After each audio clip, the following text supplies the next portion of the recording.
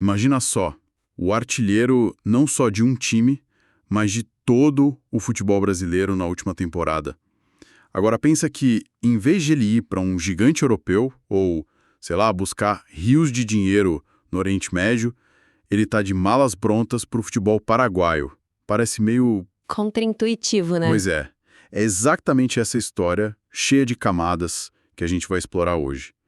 Antes de mais nada, vascaíno, deixa o like para fortalecer o gigante. Se inscreve no canal O Gigante Cruz Maltino para não perder nada do Vasco. E comenta aí, de qual cidade você está assistindo, porque o Vasco não tem fronteiras. Aqui é Vasco. Aqui é o Gigante Cruz Maltino. A gente está com uma notícia aqui do portal GE do dia 16 de janeiro de 2026 sobre a saída iminente do atacante Pablo Vegetti do Vasco da Gama. E a nossa missão é ir um pouco além da manchete, sabe? É entender o que está por trás dessa transferência. O que leva um jogador no auge, artilheiro, a tomar uma decisão como essa. E o que isso diz sobre a carreira de um atleta e a estratégia de um clube. Bom, vamos analisar isso. É uma história fascinante, porque ela tem dois lados, né? Na superfície, é só mais uma notícia de mercado da bola, algo que acontece toda hora. Mas se a gente olha mais de perto, é um estudo de caso perfeito sobre o conflito entre idolatria e pragmatismo, entre o que o coração do torcedor quer e o que a calculadora do gestor e do próprio atleta exige. Vamos mergulhar nos motivos dele, na reação do clube e no legado que um herói improvável como ele deixa para trás. Perfeito. Então, para começar, vamos aos fatos brutos, como a reportagem apresenta. Logo depois do primeiro jogo da temporada de 2026, contra o Maricá, o atacante argentino Pablo Vegetti, com 37 anos, ele comunicou à diretoria e à comissão técnica do Vasco o desejo de sair. E não é só um desejo vago, não. Ele já tem um acerto bem encaminhado com o Cerro Porteño do Paraguai. A negociação, segundo a apuração, deve ser fechada logo logo. E o timing aqui é tudo. Ele não fez isso no meio das férias, sabe, gerando aquela crise de surpresa, não. Ele esperou o início dos trabalhos, comunicou de forma direta, isso mostra um profissionalismo, uma tentativa de ser transparente para o clube não ser pego no susto e poder se planejar. E tem outro ponto crucial que a matéria ressalta. Ele está no último ano de contrato com o Vasco. Isso muda toda a dinâmica de poder. O Cerro Porteño pode ir direto no jogador, sabendo que a pressão para o Vasco liberar é muito maior, para não correr o risco de perder ele de graça no meio do ano. E é aqui que a história fica muito interessante para mim. A escolha pelo Cerro Porteño me surpreendeu. Geralmente, quando a gente ouve o último grande contrato, a cabeça vai logo para MLS, para o futebol árabe, mercados com mais grana, né? O que o futebol paraguaio oferece que talvez outros centros não ofereceram para ele nesse momento? Essa é a pergunta de $1 milhão. E a resposta, segundo o que a reportagem apurou com o próprio jogador, é uma palavra: estabilidade. O Vegetti encara essa proposta como, e aqui eu cito, a última oportunidade de fazer um grande contrato. Mas o detalhe que desvenda o mistério todo é a duração. 3 anos. 3 anos. Para um atacante de 37 anos, um contrato de 3 anos é como achar o ouro. Significa um planejamento de vida, um planejamento financeiro até os 40. É uma garantia que, olha, nem os mercados mais ricos costumam oferecer para atletas nessa idade. Entendi. Então a lógica não é necessariamente sobre o valor do salário por mês, mas sobre a garantia do fluxo de renda por um período mais longo. É um cálculo de segurança, não de glamour. Exatamente. O que a gente vê aqui é um retrato da nova realidade do futebol sul-americano. O prestígio de jogar no Brasil compete com a estabilidade de contratos mais longos em mercados vizinhos. Para um jogador como o Vegetti, a pergunta não é mais onde eu vou ganhar mais títulos. A pergunta passa a ser onde minha família vai ter segurança pelos próximos 3 anos. Eu já cobri muitos jogadores em fim de carreira, e essa ansiedade do último contrato é muito real. Eles falam sobre isso. Não é só o dinheiro, é a dignidade de poder se planejar, de não ser descartado de um ano para o outro, sabe? A decisão dele redefine o que é sucesso nessa fase da vida. Faz todo sentido. Agora, vamos virar a moeda e olhar para o lado do Vasco. A matéria é muito clara. Diz que o clube não forçará uma permanência. Não vão criar obstáculos. Isso pode ser lido como respeito por um ídolo, mas também soa um pouco fácil demais, não acha? Soa fácil porque é bom para os dois lados. A atitude do Vasco é tão pragmática quanto a do jogador. A fonte revela 2 pontos-chave que explicam isso. O primeiro é o financeiro, claro. O Vegetti tinha um dos maiores salários do elenco. A saída dele representa um alívio tanto na folha salarial, um fator que dita 90% das decisões em qualquer clube brasileiro. Certo, a parte financeira é óbvia. Mas, olhando pelo lado da torcida, isso não soa um pouco ingrato? A gente está falando do artilheiro do Brasil no ano anterior. Um cara que literalmente salvou o time do rebaixamento. E aí, na primeira oportunidade, o clube libera para aliviar a folha. Fica uma imagem meio fria. Fica, mas aí entra o segundo ponto da reportagem, que é o fator esportivo e que justifica a decisão da diretoria.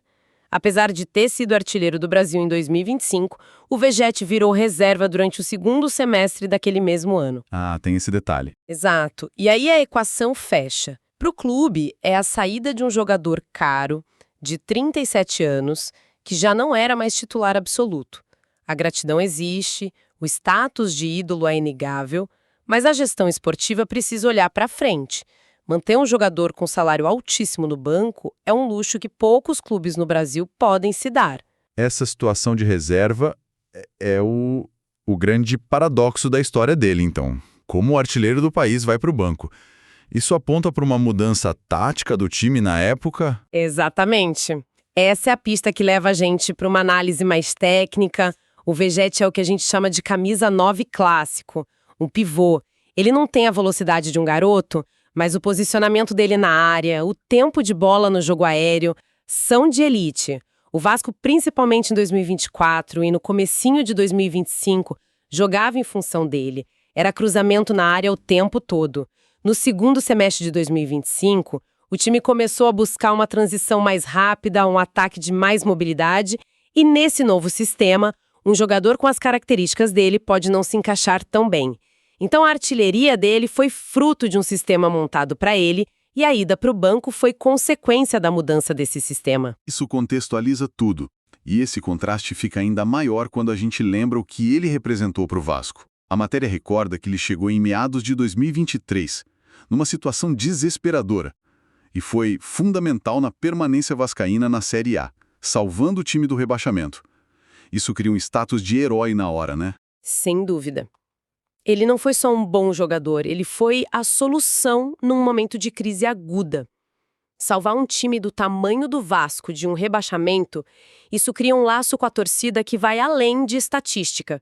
É sobre ser o cara que apareceu quando mais ninguém conseguia. E os números que a reportagem cita só reforçam essa imagem. 143 jogos, 60 gols. Artilheiro do time em 2024, do Brasil em 2025. Esses 60 gols não vieram por acaso. Eles vieram de um estilo de jogo bem definido, onde ele era a peça central. A saída dele não é só a perda de um goleador, é o fim de um modelo de jogo. Então o legado dele está seguro. Ele não é só um jogador que passou pelo clube. Ele é um personagem central de um período bem dramático da história recente do Vasco. Mas de forma prática, a saída de um artilheiro desse calibre deixa um buraco enorme no elenco. Como um clube como o Vasco lida com isso, no meio da pré-temporada? O futebol não para, né? E a diretoria parece ter entendido isso. A reportagem indica que a saída do Vegetti não pegou o clube totalmente de surpresa, do ponto de vista do planejamento. Eles não estão sendo reativos. O texto diz que o Vasco vai correr para oficializar a contratação de Brenner, que já é aguardado no Rio para ser o terceiro reforço para 2026. Isso mostra que, nos bastidores, a possibilidade da saída do Vegetti já estava no radar. Um plano de contingência já existia. E essa escolha pelo Brenner, o que ela nos diz? É uma substituição peça por peça ou é algo diferente? É o oposto. E isso é o mais interessante taticamente. O Brenner é um jogador de muito mais mobilidade. Ele ataca os espaços, busca o jogo fora da área. Ele não é um homem de referência fixo que o Vegetti era. A escolha pelo Brenner sinaliza que aquela mudança tática que começou no fim de 2025, agora vai ser consolidada em 2026. O Vasco não está só trocando jogador, está trocando o motor do seu ataque. É uma aposta num estilo mais moderno, mais veloz, e a saída do Vegetti, por mais dolorosa que seja para a torcida, é a peça que permite essa transformação acontecer. Ok, então, o que tudo isso significa quando a gente junta as peças? A história da saída do Vegetti é muito mais que uma simples transferência. De um lado, a gente tem um atleta no topo da performance, artilheiro, mas ciente da idade, fazendo uma escolha racional pela segurança da família. E do outro, um clube que, apesar da gratidão por um ídolo recente, também age com pragmatismo financeiro e esportivo, liberando um jogador caro que já não se encaixava perfeitamente no plano de futuro. É um retrato perfeito do futebol moderno. A paixão e a idolatria caminham até certo ponto, mas no final, as decisões são tomadas com base em planilhas, contratos, estratégias. E a beleza dessa história é que não tem vilão. O Vegetti está certo em buscar o melhor para o futuro dele e o Vasco está certo em gerir seus recursos de forma inteligente. É uma janela para essas escolhas difíceis que jogadores e clubes precisam fazer o tempo todo. Isso me deixa com uma última reflexão. A fonte descreve a proposta do Cerro como a última oportunidade de fazer um grande contrato. Essa frase é muito poderosa. É poderosa porque ela nos força a questionar o que a gente valoriza nos nossos ídolos. O caso do Vegetti parece ser um claro ponto de virada na carreira de um atleta, onde a busca por um legado talvez dê lugar à necessidade de garantir o futuro. E isso leva a gente para uma pergunta mais profunda: o que realmente esperamos de um ídolo no final da sua jornada? A lealdade de ficar até o fim, mesmo em declínio, talvez virando um fardo para o clube? Ou a inteligência e a coragem de saber a hora exata de garantir seu futuro, saindo por cima como artilheiro do país? A resposta talvez diga mais sobre nós, como torcedores, do que sobre os próprios atletas. Fica a reflexão.